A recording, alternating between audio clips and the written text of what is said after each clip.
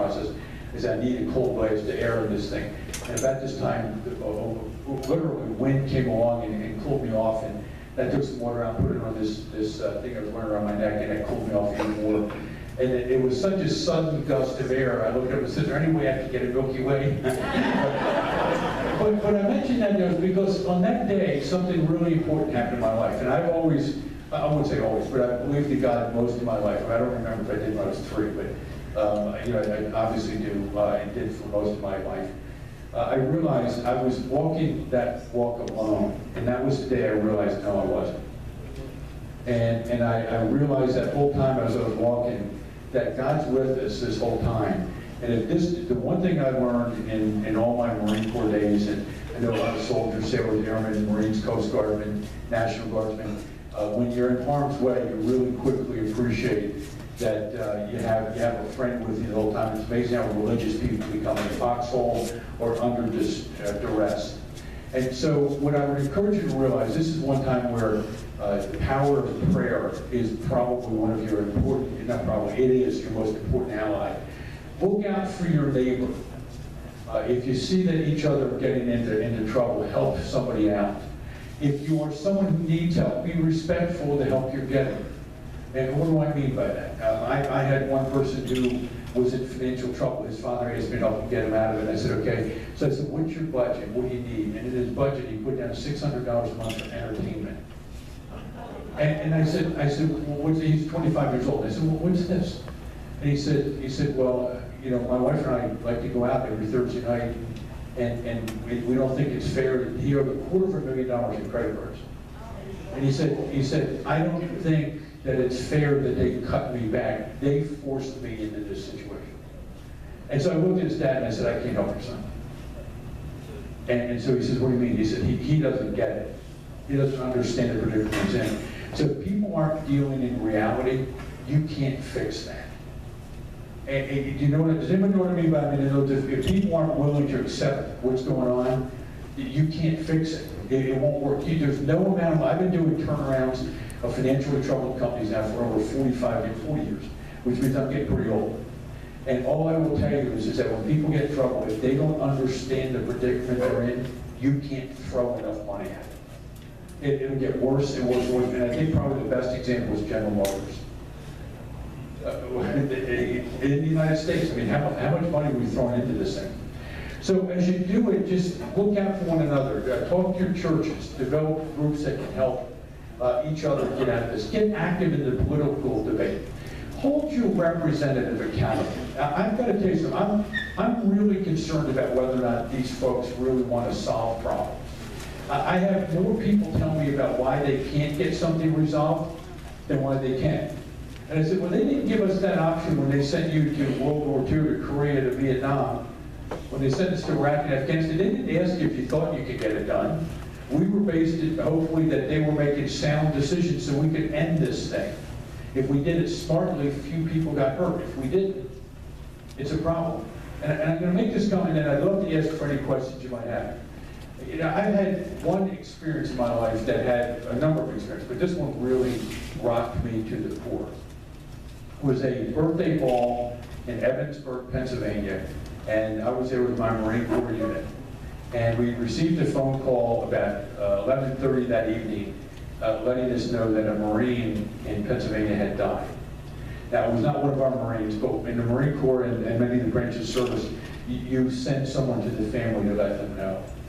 And so you wear your dress code uniforms, and I don't drink, so I was I joke with that, I was probably one of the 2 sober people in the group. So we drove up to the family. We had to drive about 4 hours to get to their house. And we were told that the person didn't have any children. So as we get up to the house, we see toys out in the front yard. And the Sergeant Major and I are standing there, and I looked at him, and he looked at me, and he said, this isn't going to be good. So keep in mind, it was right around Thanksgiving, and this Marine was due to come home shortly. So we knocked on the door, and this little boy comes running around the corner, sees us, and goes, Mommy, Mommy, Daddy's home. He recognized the uniform. Well, the mother came around and saw the children, and she immediately knew what it was. And she obviously reacted poorly. We owe it to that family. We owe it to your families We owe it to those young men and women who did come home who were severely injured. We owe it to them to recognize that it might be uncomfortable for us to take a stand. We may not be popular, but if we don't do it, I can tell you where things are going today in the stock market is the tip of the iceberg. Because when it starts to come apart, it comes apart fast as people try to protect themselves in order to see what they can do to survive. This is one of those cases where it's really crucially important that every one of us work together as a team, because the warning signs are there. Interest rates, China, Greece, Puerto Rico, Chicago, Pennsylvania, the issues with the federal deficit, interest rates, all those are signs that are telling us it's a problem. If we're not careful, here's what the resolution will be. Anyone who has been fiscally responsible and conservative in the past will be more than happy to give up everything that you've ever done to take care of people who aren't. Rather than going out to the people who are not careful, to show them how to be careful. I can tell you, I came from a poor family. And one thing I knew is that my mom didn't always know how to manage money. So one of the things that I often said is I'd go around trying to help people learn how to manage money. And there are some people who don't know how to manage money. There's nothing wrong with that. But give them a helping hand. Don't bring everybody down in the process. And that's where we're headed. The trauma that we're putting on each and every one of you with what this government is doing. And this is from, you're hearing these words from a retired Marine colonel. I was taught to support and defend the Constitution of the United States of America against all enemies, foreign and domestic. So help me God. They didn't ask me if I want to do it. They said, this is your responsibility. Those of you that are in the service, you knew that, and know that, and you've taken the same oath that I have. Our constitutional responsibilities are to stand up and do the morally right thing for those people who can't. And I would hope that you'll join with me and recognize that when you see that flag, you look at it in the distance and recognize that it's our responsibility to have that flag wave high for that youngster who was just making some commotion in the background, because she was hearing, was a little boy or a little girl? Boy. Little boy, your son, was sitting there saying, you know what have they done to us? We owe it to him to give him the type of life that we've all known. But so far, we've let your son down. And I'm here to say, I think everybody in this room will join with me to say, we're going to let that flag fly high. We're going to be proud to say we are a nation of faith. We are proud to say that we're going to restore the American dream so that everyone has an opportunity, not just the privileged class, not those who happen to be elected officials, and reestablish the honor and integrity of what we have to mean that we are Americans, that we honorably and faithfully serve the U.S. Constitution. You guys have been great. I'd love to take your questions.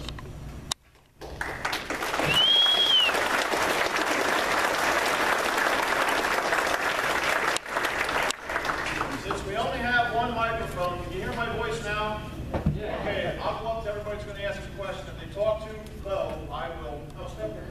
Okay, all right. I'll repeat it if I have to, because you can hear me. You can probably hear Bruce. He's pretty loud. Okay, if we have an IRA today, how would you suggest we invest that IRA? I get a lot of that kind of a question right now. So did everybody hear that? If you have an IRA today, how can you reinvest that IRA? Come over and see me. Let me make a comment to you. That question, and I'm not trying to just, now I'm going to sound like a politician, so I ask you to forgive me. Without knowing, Bruce, all of your personal circumstances, it's kind of a hard question to answer, but I'm going to answer it this way. I would encourage you to be diversified.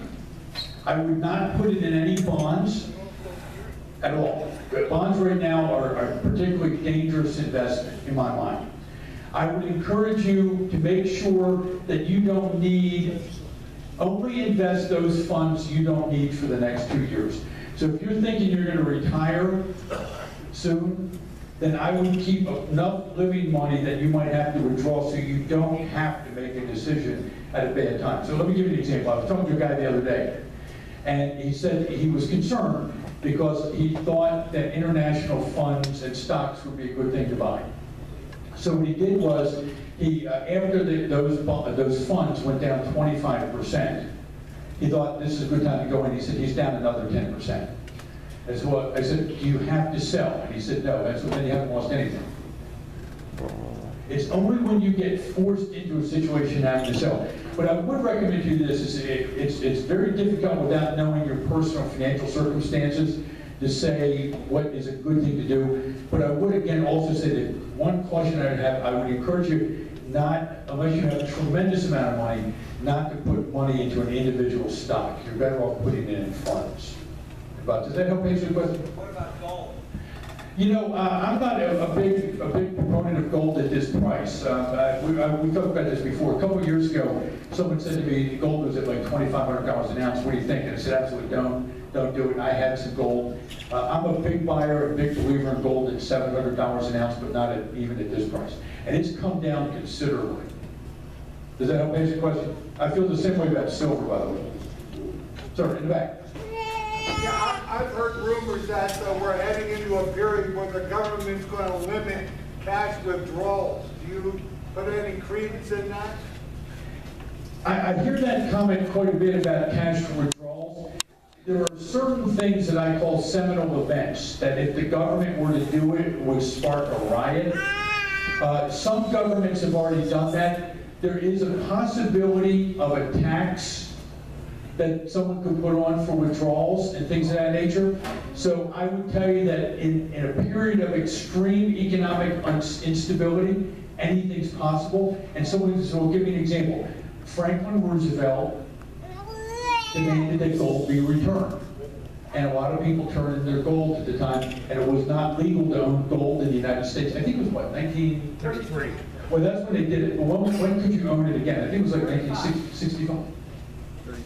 Was it 64? Do you remember? It was something like 60 or 70s when it was legal to be able to own gold again. So I would tell you that I don't anticipate that, but it has happened already. Greece did it, Venezuela has already done it. We're not Greece and Venezuela. Do I think it's a real high probability? Not necessarily yet. Have you heard anything about the federal government nationalizing IRA? That's a common. Can you repeat that question? Yeah, have you heard anything about the federal government nationalizing IRAs? That's a rumor that comes about. I would be stunned if that happened, and that would require a legislative relief. I don't see that happening. But there's a different way you can do the same thing. Increase the tax significantly on withdrawals.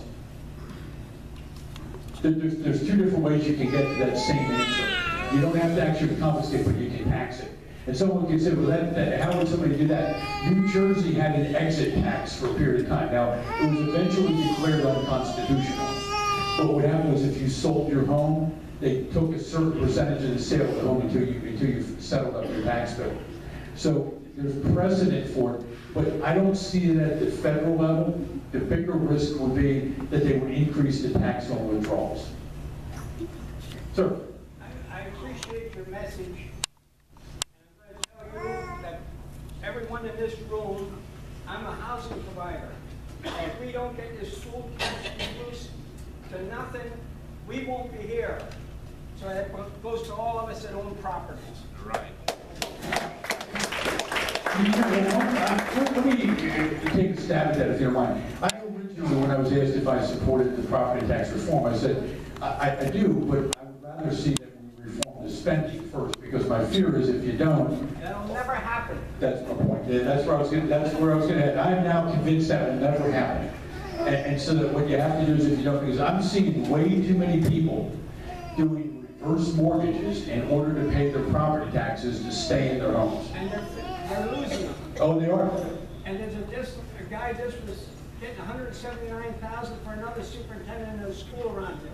It's craziness. And what happens is until we fight back on that issue, you're going to see neighbor after neighbor after neighbor getting ready to retire that can't. Because I lecture to CPAs, and I ask the younger CPAs, I said, how many of you never expect to be able to retire? And you would be stunned at the number of people who raise their hands. Well, I'm 85 and I can't. Well, you live way too extravagant of a lifestyle, kid. He and I were out partying last night. He's a party animal. I'm impressed. I could barely keep up with him. Sir. Yes, sir.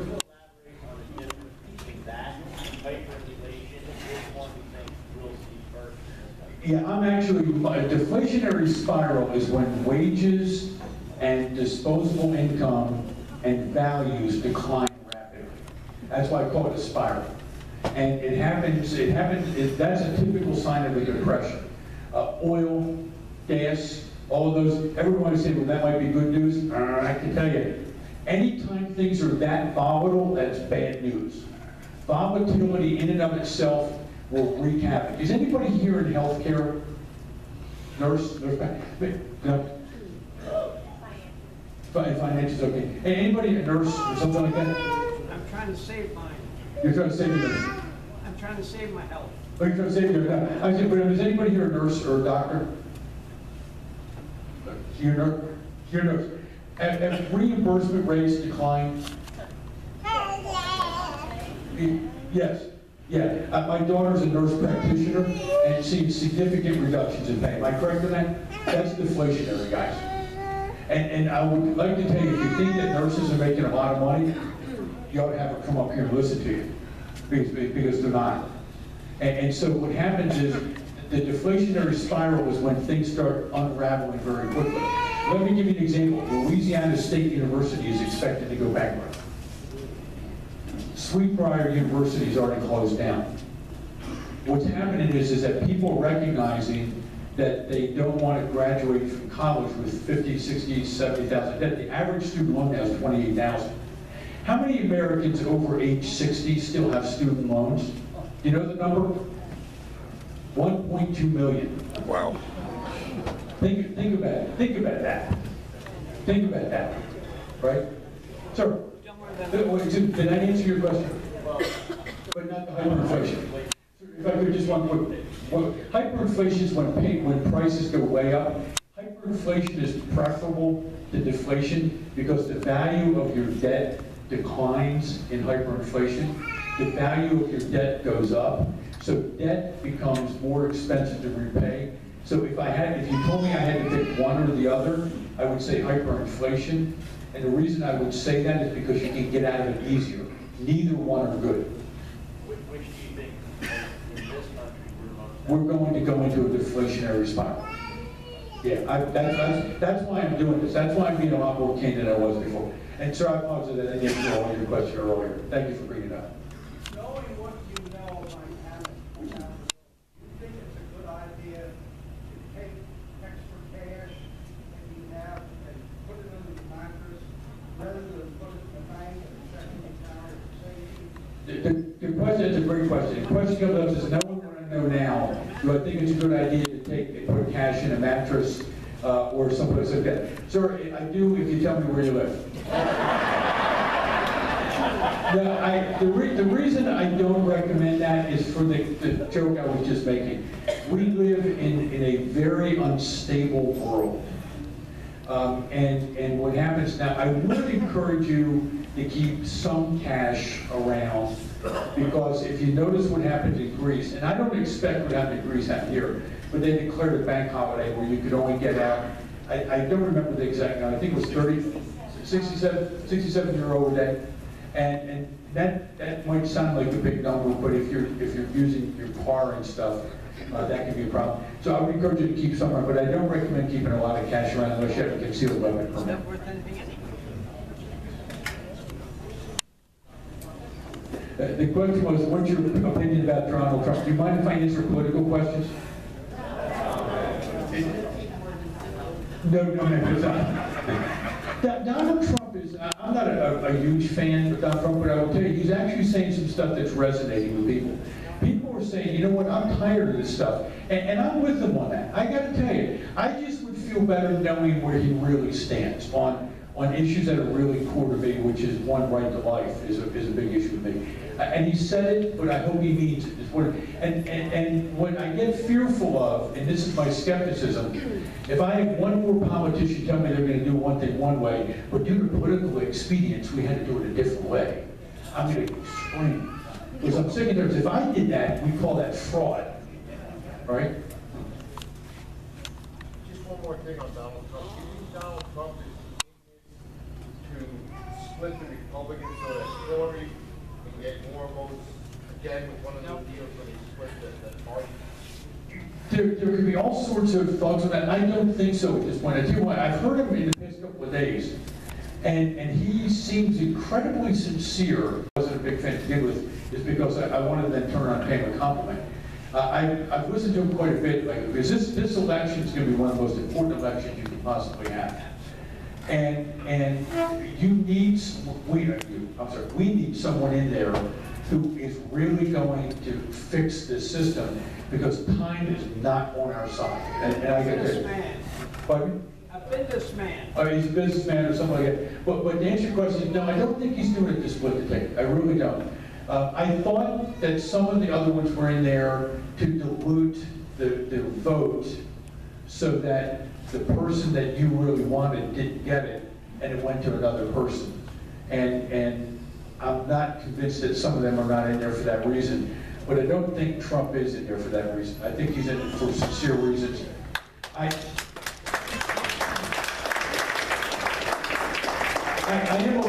am a little concerned about whether or not Hillary will have Secret Service protection in prison.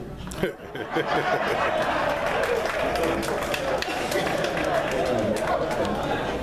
evening. With your experience in the Far East and in international finance, would you care to comment about the live action fire of North Korea against South Korea today? Yeah, actually, a very dear friend of mine, his name is In-Bong Chung. He was the chief of staff of the Korean military. He and I were stationed together in Iraq. He's a wonderful human being. He's a genius. That is a terrible warning sign right now what happened today. In case you're not aware of it, there was a live fire incident in Korea in which they exchanged fire between the two countries. And that's a dangerous issue, because you've got to keep in mind, North Korea's got nuclear weapons.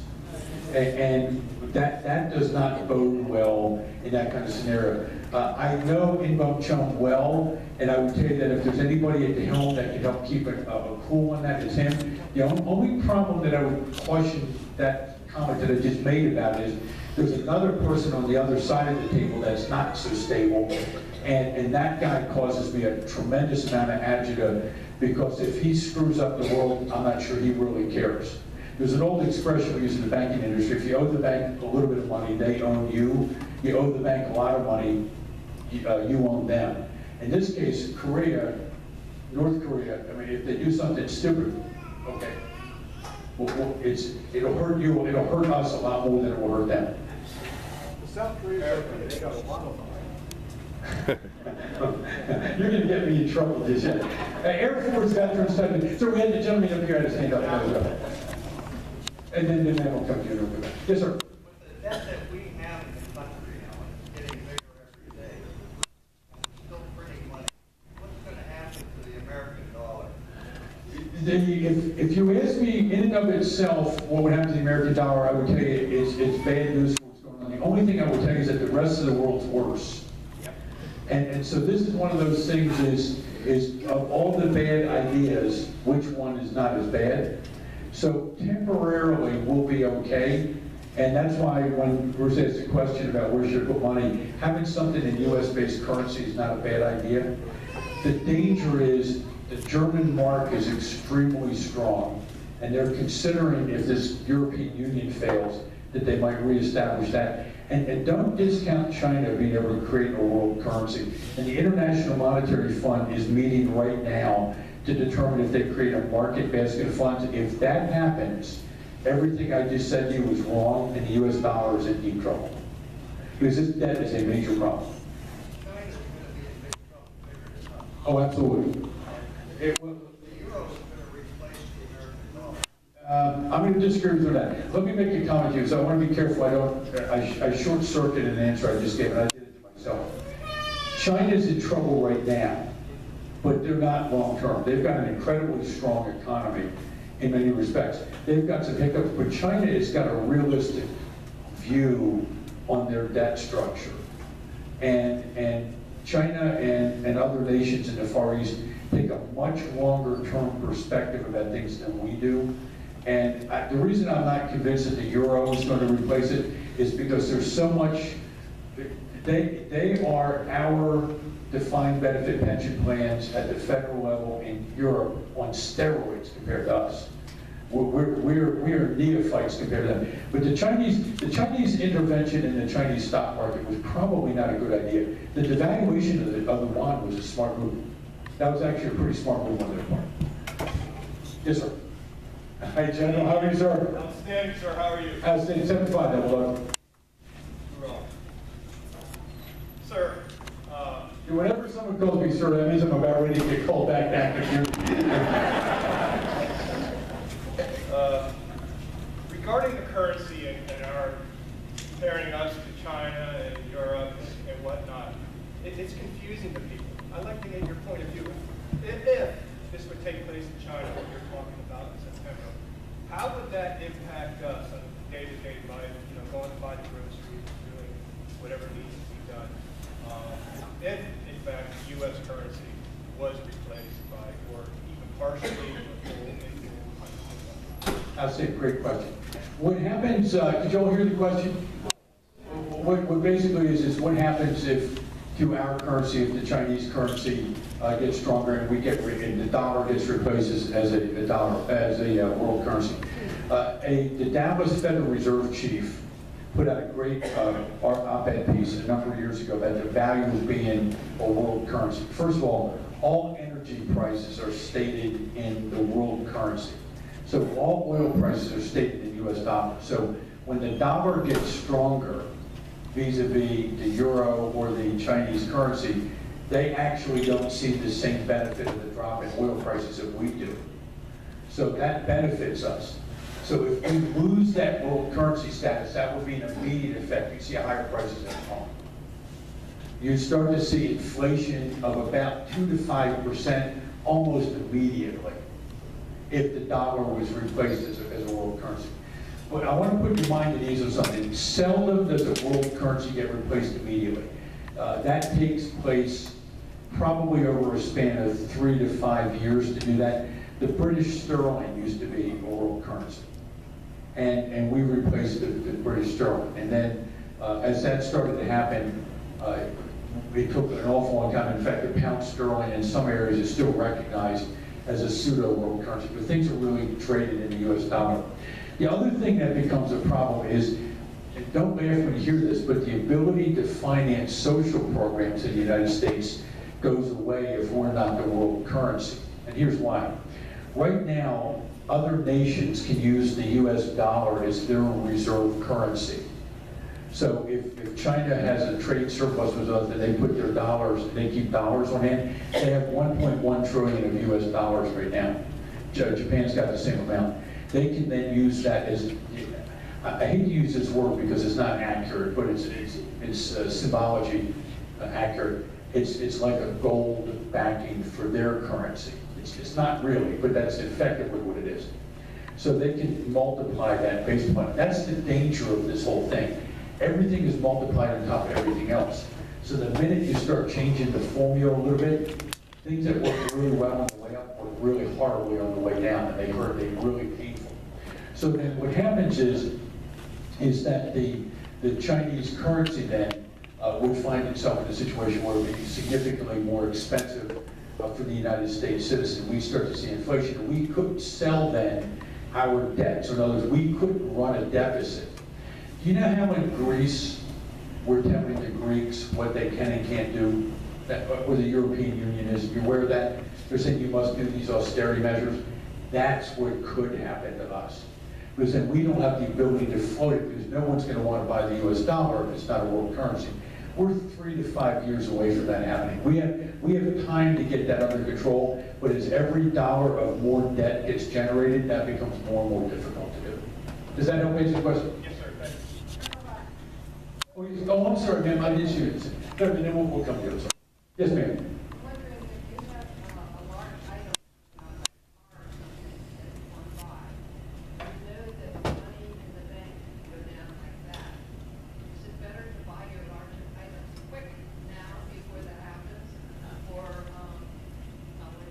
Well, the question was, if you couldn't hear it, is if you're thinking about making a large purchase, be it an automobile or something else, and you think the dollar is going to go down in the bank quickly, is it better to make the large purchase now or wait till it goes down? I'm going to make 2 comments on that if I could. First, it's not likely that your dollar in your bank is going to go down. The purchasing power of it could change. So let me give you an example.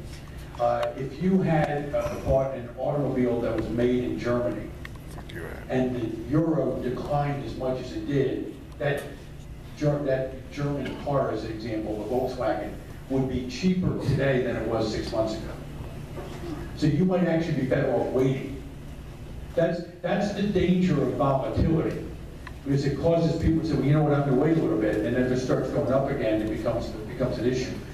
The second issue that I would tell you is that in a deflationary spiral, this sounds really silly, but even though your investments may have gone down, the buying power may have gone up.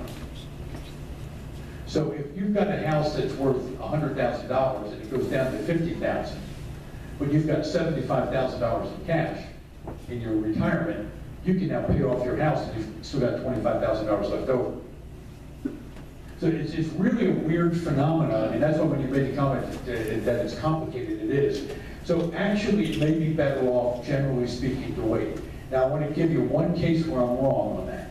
If we go into hyperinflation, what I just said is all wrong. It's the exact opposite of that. So that's why I gave you the warning signs. Because those warning signs are geared to help you see which one is it going to go into, hyperinflation or hyperdeflation. So that's where you have to really keep your eyes and ears open. And that's what these things like the Berks County Patriots can do, I think will really help you out an awful lot in that regard. If you were to ask me to place a bet, I would tell you right now you're better off waiting. It will get cheaper relative value.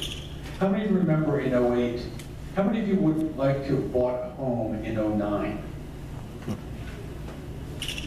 I mean, look how much they changed in value. Does that make sense? And that's called the relative value issue in the process.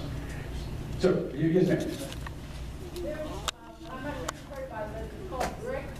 Yeah, absolutely. Yeah, Brazil, Russia, India, China, and South Africa. So that's going to be in competition with the IMF, right? How's that going to affect us, and when should we start seeing the effect of The BRICS are the 5 nations. Do you remember hearing the term PIGS? Yeah, PIGS was Portugal, Ireland, Italy, Greece, and Spain.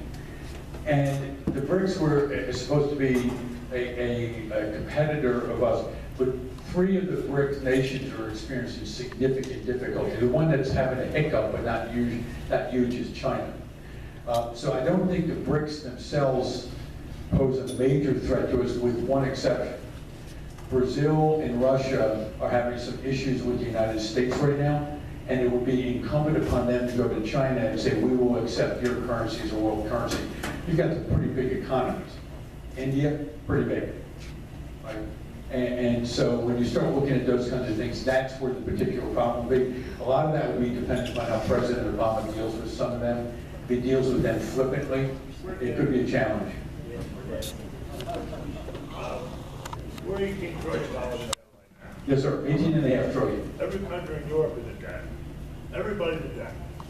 Japan is our debt, we have Japan debt, China has Japan debt, Germany has related debt. Everybody's buying each other's debt to only beat the paper. How far can it go? You're 125, and nobody, not one country in the world, is saying, we want to pay this down. I mean, they're all every year adding to it. Nobody is going the other way. Like having a credit card, and you get another credit card to pay this credit card off, and you get another to pay that off, and pretty soon you got 50 credit cards maxed out. So you get 10 more to pay them off, and we've been doing this for 100 years. And the last 60 unabated. The last actual balanced budget was JFK, right? Oh, wait, no, actually, the latest balanced budget was Bill Clinton. No, that was because they never made the Social Security Medicare adjustment. The doctors that was in that budget, they would have had to cut $200 million off doctors' payments, which they never did. You know, so it was never actually done. It looked that. There. Yeah, and I'm not, you know, one thing I want to make a comment to you about, if I could, and I want to answer your question, wait till you finish your question, but I just make a comment to you. One caution I would give all of us at this point: this problem is so severe that if our goal is to place blame, we'll lose the battle. We need to really solve this problem. This one's really serious. And that's not that what we were just doing, by the way, but I'm going to tell you, I get a lot of people say President Obama did this, President Bush did that. At this juncture, if my leg's been amputated and they haven't put a tourniquet on yet, I almost don't care. And that's kind of the hemorrhage in a way. But I interrupted your question and I apologize. What I'm trying to say is, when I get back on my point of view, look for revenue government, and I don't do this out, but Congress spends money. The president can't spend money on Congress. The Senate country, Congress has to spend the money. The president can ask for stuff, and Congress can say no. But he can't actually spend it. So it's not his, he always gets the blame or the credit or whatever. But how far can you go? How many credit cards can you have maxed out before somebody says, hey, all China has to do is screw us into the ground and say, I want my $1.1 trillion back now. Well, we can produce it. Yeah, if you didn't hear the questions, how long could we go with this debt? And here's where the decision is in your hands, it's not government's hands. It's once people lose confidence in a currency, it starts to come unraveled. And once it comes unraveled, you see the slinky, and it starts going down. Once it goes down, unless you step in and stop it, well, we've been stopping the slinky worldwide now for almost 40 years. And this number is getting worse and worse and worse and worse. And that's why I'm bringing up that. So to answer your question, is how long can you go on? I don't know. I'm telling you from my perspective, I think it's soon that somebody's happening, but it'll be a triggering event that it happens. I was in Haiti in 1994, and gasoline got up to $50 a gallon. Wow. There was a U.S. embargo. But when that happened, the economy never collapsed. But what happened was major population shifts moved out of the area. And when that happened is Haiti has never recovered. Now, I spent a lot of time in Evansburg, Pennsylvania, and Johnstown, and I love the area. But Johnstown and Evansburg have never really recovered from the coal, the rail, and the steel. And so when you demolish an area, it creates a problem. Berks County was an economic powerhouse in Pennsylvania, in the nation. And look what's happened. So the answer to your question is, what will trigger it? I don't know. But I can tell you, in the Midwest part of the United States, they're thinking that the East Coast and the West Coast is on crack. I mean, when I'm walking across the United States, I'm hearing people say all the time, what are you guys doing? What are you doing? What are you smoking in the process? So how long? I don't know, but I think it's fairly imminent. That's why we're doing what we're doing here. I think somebody else had their hand up here, so then we'll go over here. I was in Mexico 3 times. The second time I was in 2002, and I had to come home. I had 200 in pesos. The third time I went down, and it was 23 days. I took the 200 pesos along. I figured I'm trying to get rid of them. I have German money. I wanted to exchange it, and they wouldn't take it. I said, why? I only got it 6 years ago. And they said, oh, we changed money. They changed the whole currency. And I didn't hear one person say anything. And I had the 200 pesos to prove it. And I talked to the policeman that wanted to do it. I said, what happened to this money? He said, well, that's useless. They changed the money. And that's how this country's going to solve it. They're going to wake up one morning, and they find out they changed the whole money. Or they're going to do like the Depression. My mother went through the Depression. She had $300, and she kept me. I was born in 31. She kept telling me, yeah, I had a lot of money. I inherited my parents, the farm and everything. $300 in the 20s. She put it in bank. The bank froze it. And when they opened the bank up, how much money do you think she got out of that $300? I have no idea. 10%, $30. Did the bank fail? That's how much she got out. Is that when the bank failed? Yeah, that's when the bank failed. And that's 2 ways they can change it. Freeze the bank, open up and give it so much odds, or else change the currency. That's one or 2 ways they can solve it. That's a couple ways they can do it. I don't see those as being real likely right now, because the minute they closed the first bank, and it almost happened in 08 and 09, it creates a tremendous rush in the area. The minute the Greek banks open and fully allow people to make withdrawals, that's the first thing people will do. If you do, one of the dangers of a government doing something like that, and I don't dispute that they can, but the minute they pull a stunt like that, it causes people to lose confidence in that currency, which is probably about the worst thing that they can do. We have somebody here. Yes, sir. No, so I don't, but I do, it's on AmericanRadioJournal.com, which is Lincoln Institute. So it's AmericanRadioJournal.com. What's your name? You sir, sorry, sir. You're talking about an economic chaos, and maybe soon, and maybe in a longer period. The American public is very common. 1913. See the economy falling apart, or do you constantly see the fact that we have social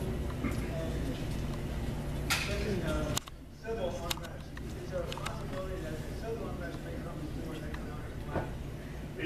The question is, is there a possibility civil unrest will come before the collapse? We're already there. I have to make a comment here. I was in Baghdad in 04 and 05, and I have to tell you, Philadelphia and New York are more dangerous than Baghdad. And Chicago is really dangerous. In fact, I won't go into Chicago because I don't have any body armor. And you know, one of the things I was really worried about one time was that I'm going to die and get buried in Illinois and come back as a liberal. It just scares the daylights out of me in the process. But it's, I made that one up on the spot. No.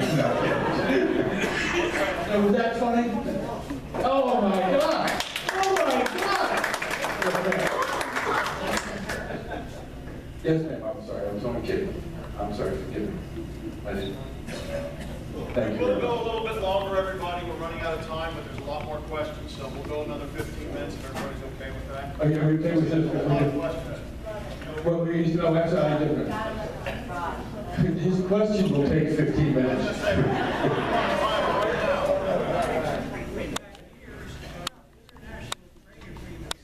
Seemingly unfavorable to the United States.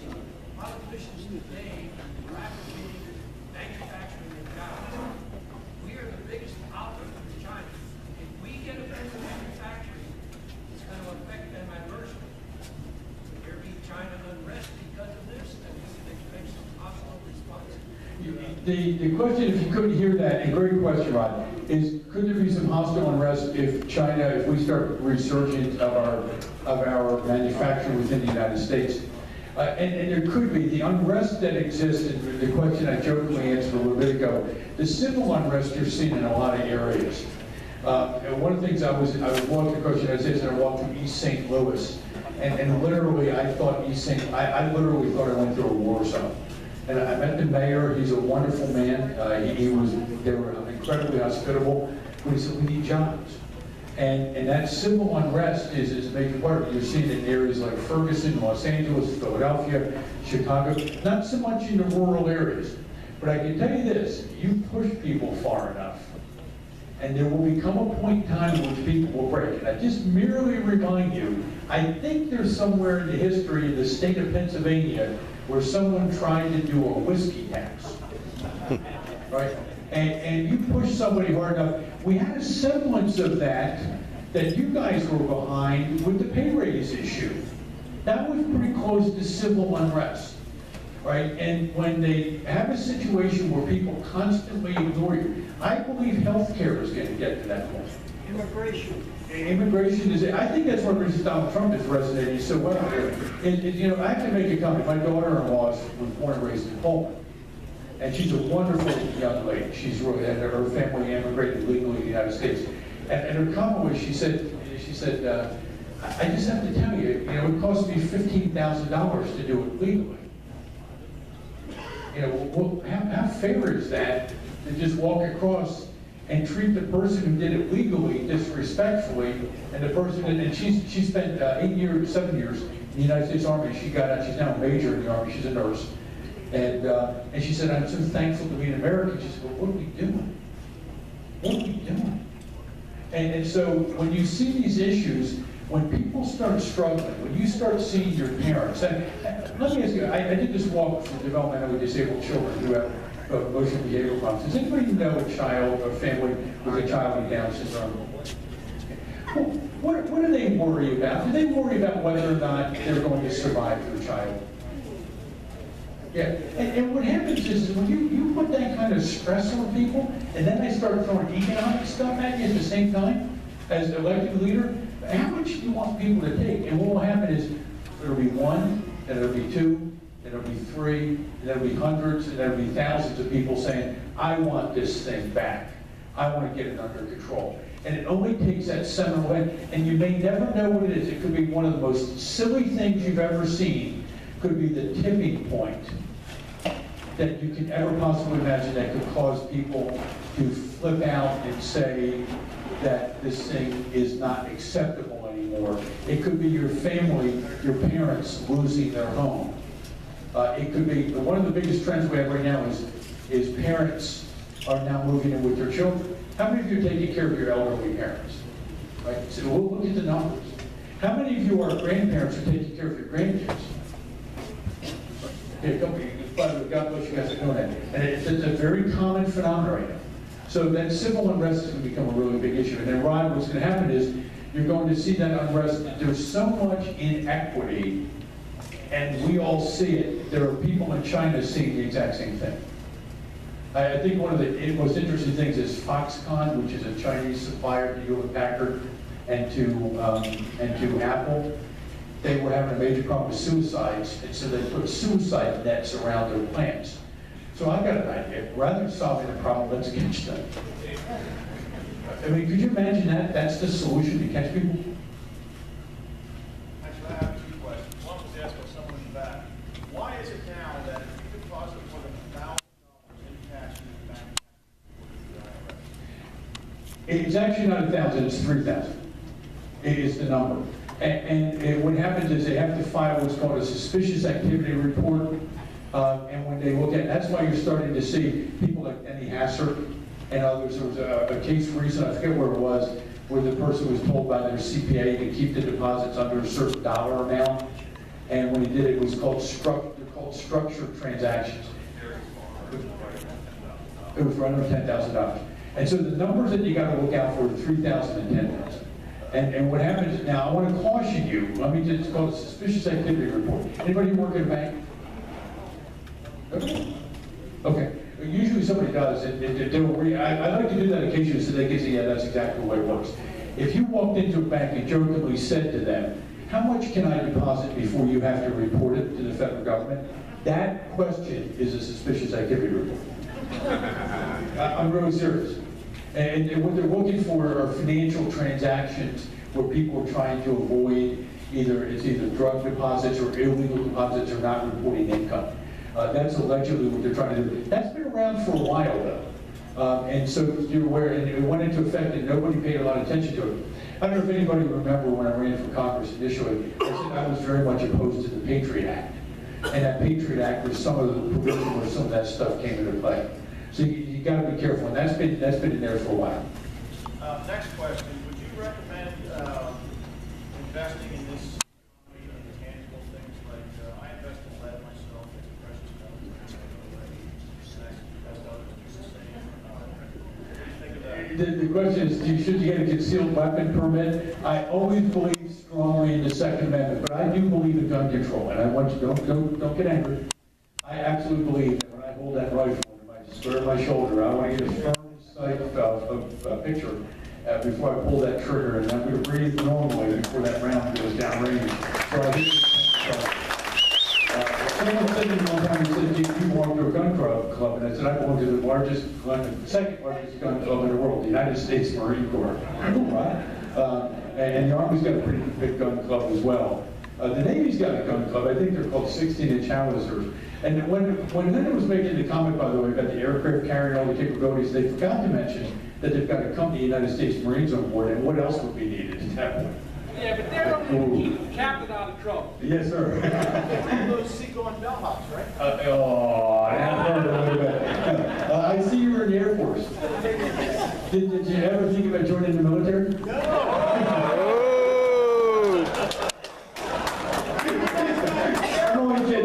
By the way, for all the other Navy, Air Force guys, I apologize for that comment, but I'm an idiot. I can't help it. Would you agree with that? Yes, ma'am.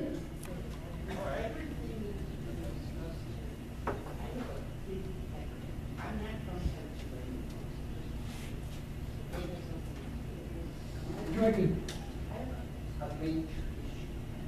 How much longer, okay, we talked about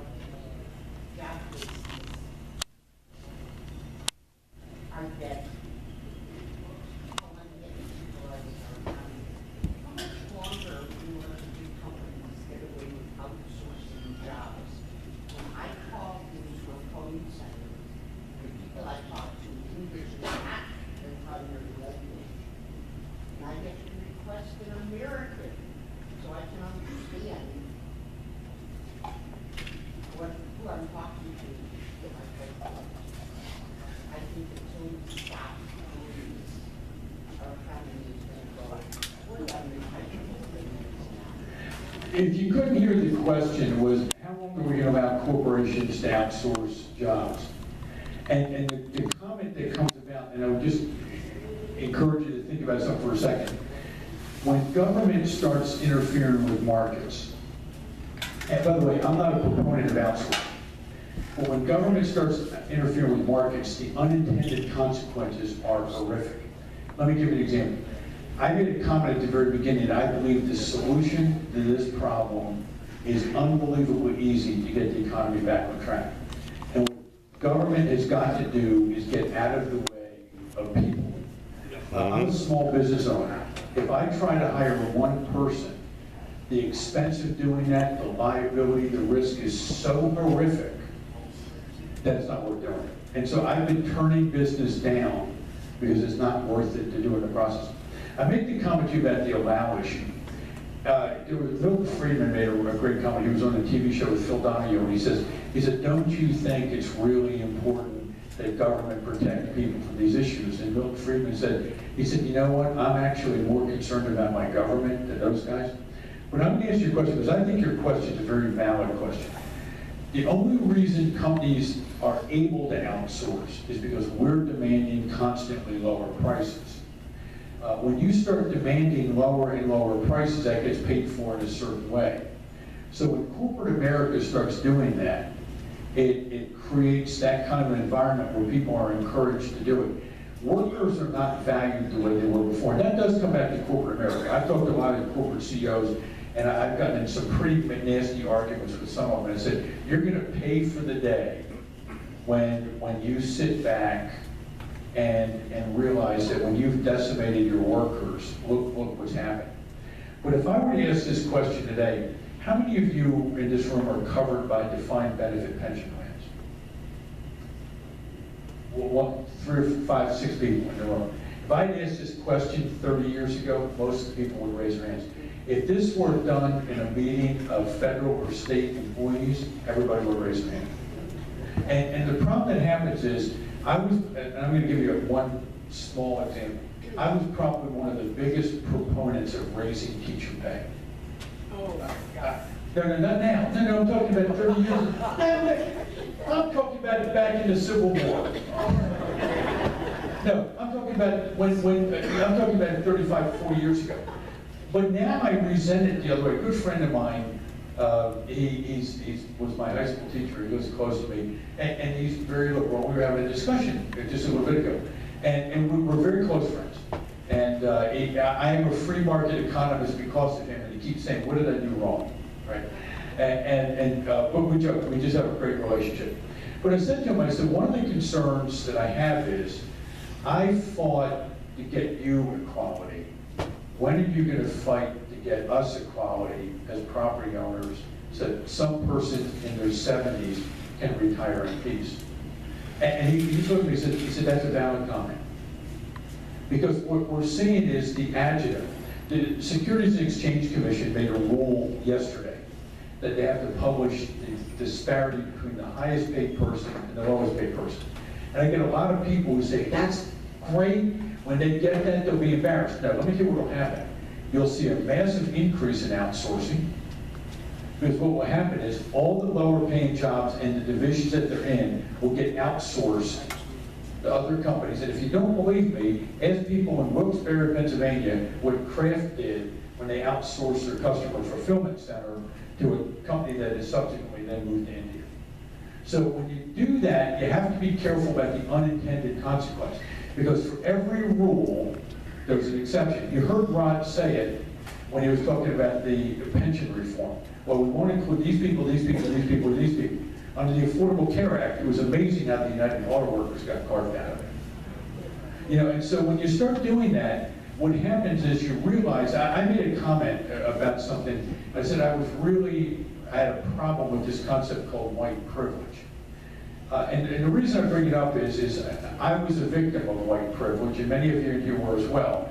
At a point in time when I was being considered to be Brigadier General in the Marine Corps, we had someone who was of color that ended up competing, and he was a very capable person, but because I was Caucasian, but I came from a poor family. So when I have somebody tell me about white privilege, it's usually somebody who's wealthy who's white, who's saying that they have white privilege. When if you've been a farmer or if you worked on a farm, I lived in Emmitsburg, Maryland, right? All 1,200 of us. In fact, if we go away if the Ryan family went away for a weekend, the town suffered a significant economic setback. And what happened is that you start looking at these things and you realize, is it income privilege or is it white privilege or black privilege? Sure, so I'm from Baltimore, and I was born there and I was raised in Emmitsburg. And when you start looking at it, you're seeing people who are just trying to get along with their jobs. They're just trying to make ends meet. They just don't want to be screwed with. They don't. That's why I invest in lead as well. And so what happens is they just want to know that people aren't working against them. You know, and sometimes it doesn't feel that way, and people feel helpless. And when they feel helpless, that's when the civil unrest comes about, and it becomes ugly when it does. One more question, yes, sir.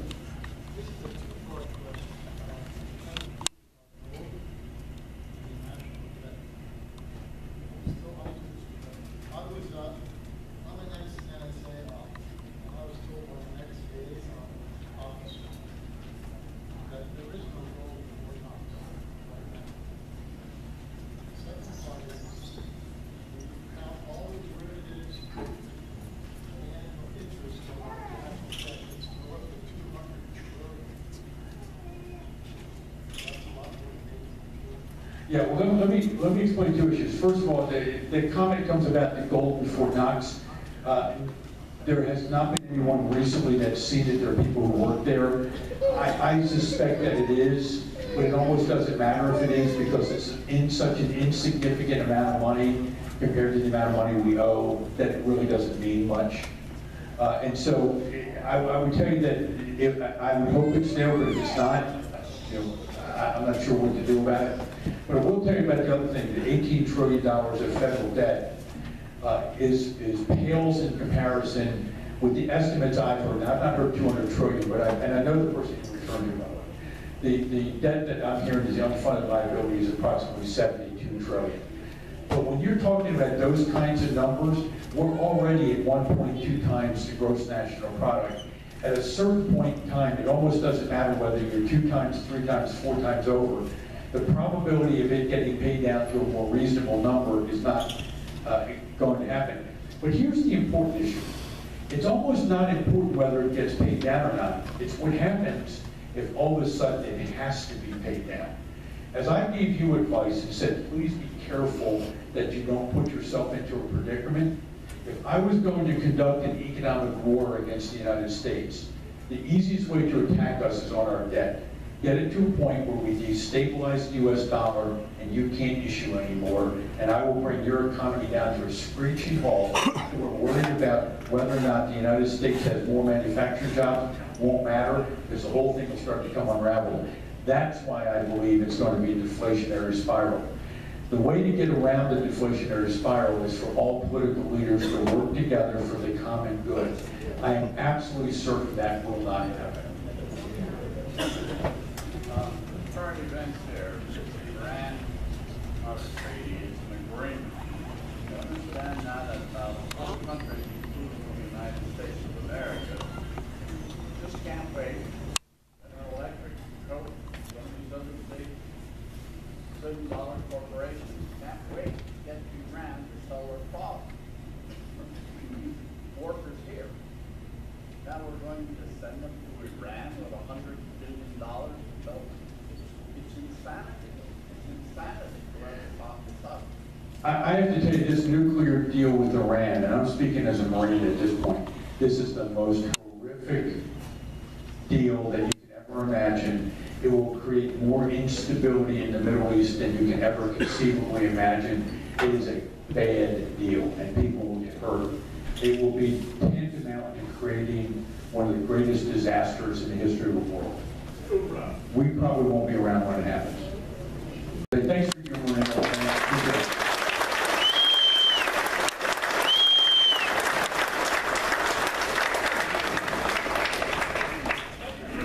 I must tell you one thing. He's picked on the other three branches of service, and he's always kidding me about being a carrier sailor. Well, we always had a handful of Marines on the carrier. We thought mostly was to see that the captain didn't fall overboard. The fact is, after we were out about 300, we used these Marines as dance partners. Beyond that, though, I want to just say this. We've had politicians talk month after month after month.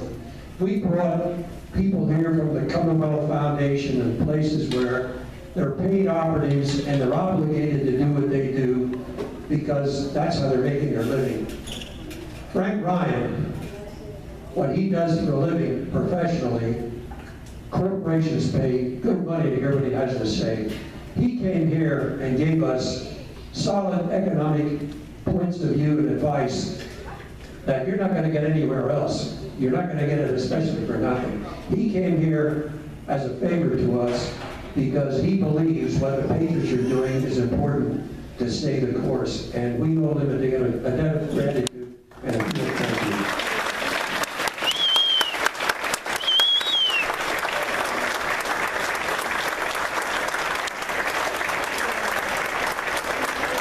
I'd like to make, before everybody gets up to leave, I'd like to make some announcements about next month's meeting. By a show of hands, how many are proponents of the Second Amendment? If anybody has their hand down, grab them, somebody. No. Joshua Prince will be our speaker at the next meeting, and it's going to strictly be on the Second Amendment and many issues that are before Congress and the Senate today. HB 357, if you're not aware what that is, that's a House bill, and it has to do with the state not having the right to enforce anything that takes away our gun rights or any federal mandate. The state will uphold our Second Amendment rights. We're trying to get that passed through the House and then into the Senate. So I think that's like thunder, sorry.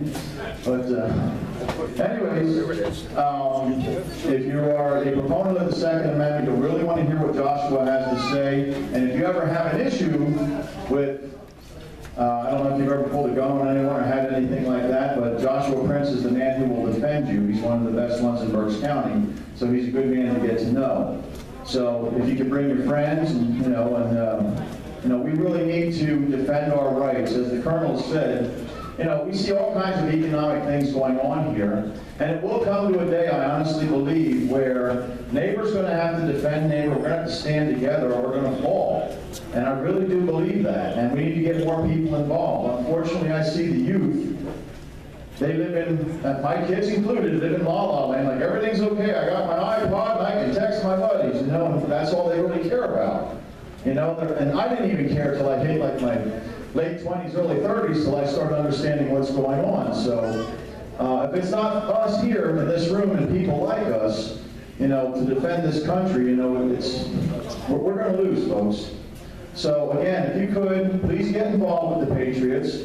There's a couple of you in this room who I've seen today who I want to stop and talk to, so I'd like to have a chat with some of you before you leave, and I'll come out to you right as we close the meeting. I am warned in the back, we have a new standing order here, and that is there's hot dogs left.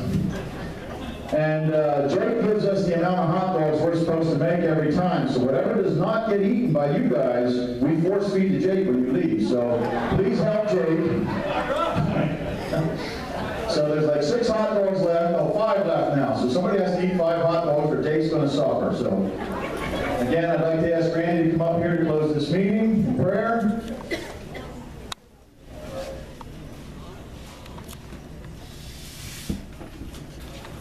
Heavenly Father, we thank you for the evening and the knowledge that we gained and the wisdom that was passed on to us. Let us apply it each individually. Dear Lord, we ask for mercy. Please send the Holy Spirit down here to guide us.